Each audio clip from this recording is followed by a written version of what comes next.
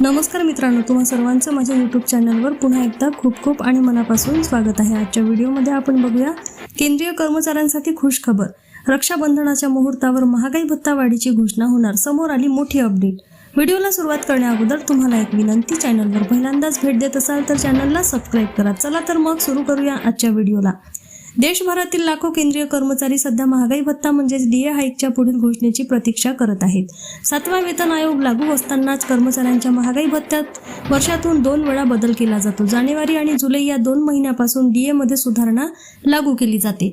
जानेवारीच्या वाढीची घोषणा साधारणपणे मार्च किंवा एप्रिलमध्ये होते, तर जुलैच्या वाढीबाबतचा निर्णय अनेकदा सप्टेंबर किंवा ऑक्टोबरमध्ये जाहीर केला जातो। त्यामुळे यंदा रक्षाबंधनाच्या पार्श्वभूमीवर सरकार डीए वाढीची घोषणा करणार का, याकडे सर्वांचे लक्ष लागलेले आहे। रक्षाबंधनाच्या मुहूर्तावर घोषणा करण्याची मागणी। डीए वाढीच्या घोषणेबाबत तज्ज्ञांकडून सरकारकडे मागणी करण्यात आली आहे। All India NPS employees federation आणि national mission for old pension scheme भारताचे राष्ट्रीय अध्यक्ष डॉक्टर मनजीत पटेल यांनी सरकारने कर्मचाऱ्यांना सणासुदीच्या काळात दिलासा देण्याची भूमिका घ्यावी असे म्हटले आहे।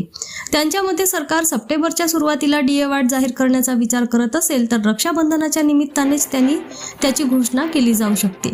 सणासुदीच्या काळात कर्मचाऱ्यांच्या खात्यात वेतनही 1-2 दिवस आधी जमा करण्याची मागणी त्यांनी केली आहे। त्यामुळे केंद्रीय कर्मचाऱ्यांसाठी यंदाचा सण अधिक आनंददायी होऊ शकतो। सध्या किती आहे महागाई भत्ता?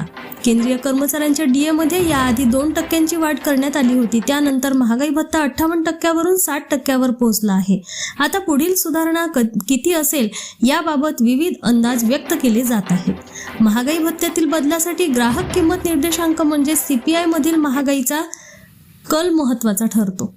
त्यानुसार पुढील डीए वाढीचा अंदाज बांधला जात आहे। उपलब्ध आकडेवारीच्या आधारे यावेळी 2 ते 3% पर्यंत वाढ होण्याची शक्यता व्यक्त केली जात आहे। 3% वाढ झाली तर डीए किती होईल? जर सरकारने महागाई भत्त्यात 3% वाढ केली तर सरकार सध्याचा 60% डीए थेट 63% जाऊ शकतो। याचा थेट फायदा केंद्रीय कर्मचाऱ्यांच्या मासिक पगारावर होणार आहे।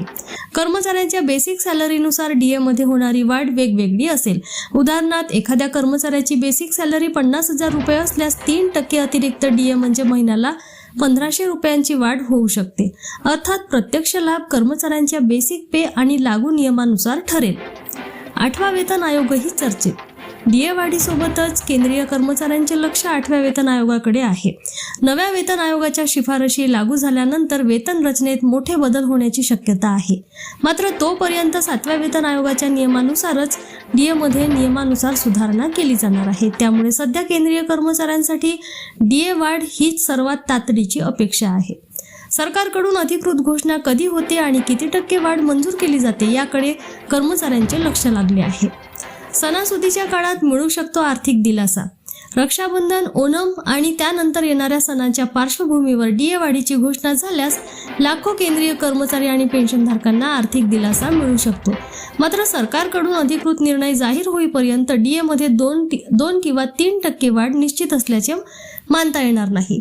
त्यामुळे रक्षाबंधनाच्या दिवशी डीए वाढीची घोषणा होणार का याबाबत कर्मचाऱ्यांमध्ये उत्सुकता कायम आहे। पुन्हा भेटू एका नवीन अपडेटसह। धन्यवाद।